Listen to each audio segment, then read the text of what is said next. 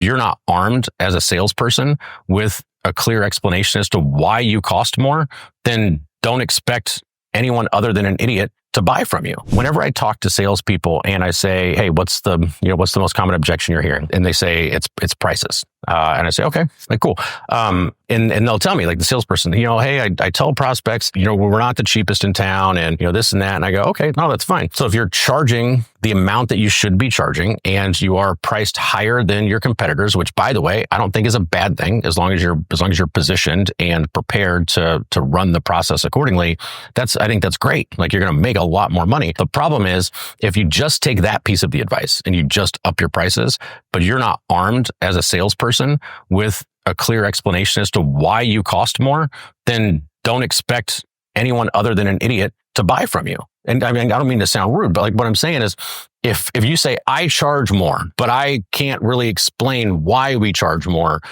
who buys that service?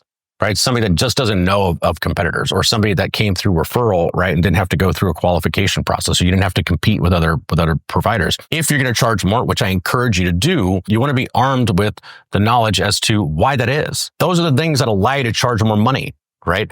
But it's not because of your tech stack. Your prospects don't actually care about the tech stack to the extent that it gives them confidence that you are going to do the job, or you can do the job that you said you do.